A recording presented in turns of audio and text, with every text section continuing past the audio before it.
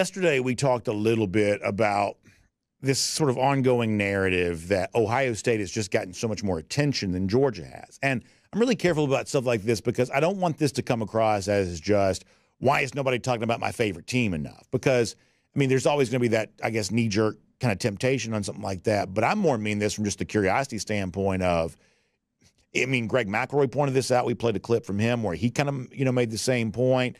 I talked about a story at CBSSports.com, speaking of that network, where it was about, kind of a emerging trend for national champions. Georgia possesses it, Ohio State doesn't. Instead of framing the headline around Georgia could be back in the national championship business, it was like Ohio State has history working against it. It's like everything this offseason has sort of been, I would say, from the national media sort of framed in a very Ohio State-centric way. And I do believe that Georgia has kind of been undercovered here to the extent that the national media is even paying attention to college football right now. Why do you think that is? I'm less inclined to believe there's some mischievous national media conspiracy going on where they're trying to downplay Georgia and hype up Ohio State. I think similar to the Boston Celtics in this 2023-2024 season, Georgia is just kind of like a boring team. Like, they're not going to make a lot of headlines as they haven't necessarily done so in years past. They're very good across the board. They don't have a lot of weaknesses. Like, you can nitpick there. And, even we spend so much time talking about the defensive line. 99% of teams in college football would crawl on glass to have what Georgia has in the defensive line and the talent that they have there. Yes, they have to replace 3 draft picks in the secondary. They also bring in the number 1 cornerback in the country in Ellis Robinson and the number 1 safety in the country in KJ Bolden. So I think there's the fact that this is so routine now, and that, Kirby Smart, for all that he is not the controversial figure that Nick Saban was, a decade ago when he went on that first run and they win 3 titles in 4 years. Now, maybe that changes. Maybe as college football, I think, stabilizes a little bit because there has been so much seismic change and the structural changes have taken away, I think, from some of the individual characters in the sport. Maybe as we get used to a 12-team playoff and transfer portal and NIL and the changes that have come there, maybe we get the focus back on the coaches and the players involved.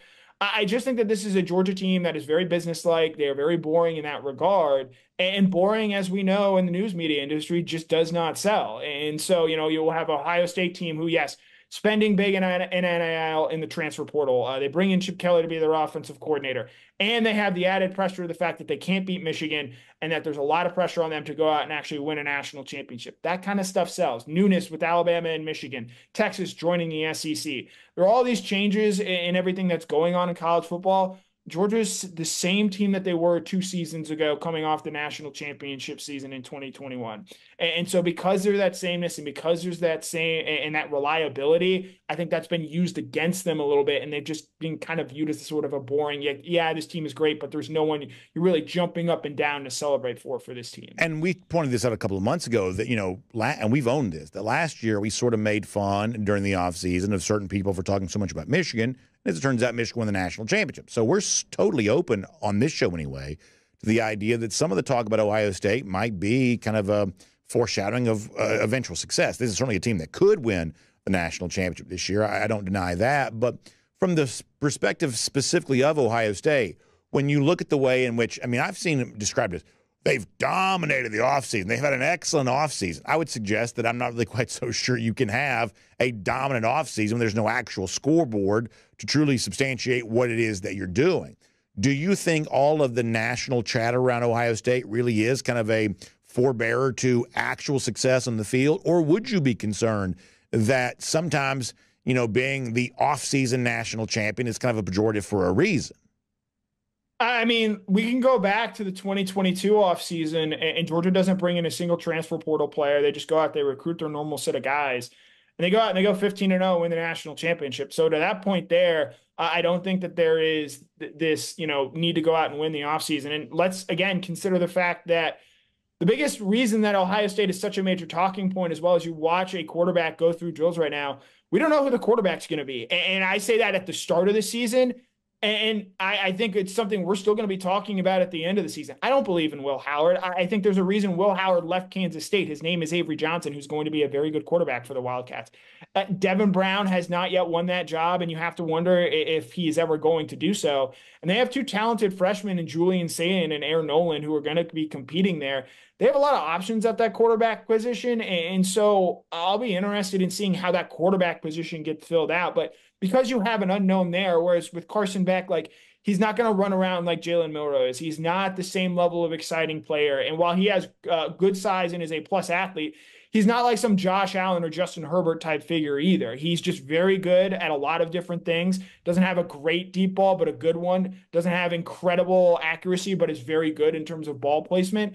And so because he's just simply good at a lot of things, I think that just sort of further leads into this idea that, yeah, this Georgia team ho-hum, whereas Ohio State, like, yeah, they could be great if they get a quarterback and they have all these wide receivers and they have TreVeyon Henderson and Quinshon Judkins.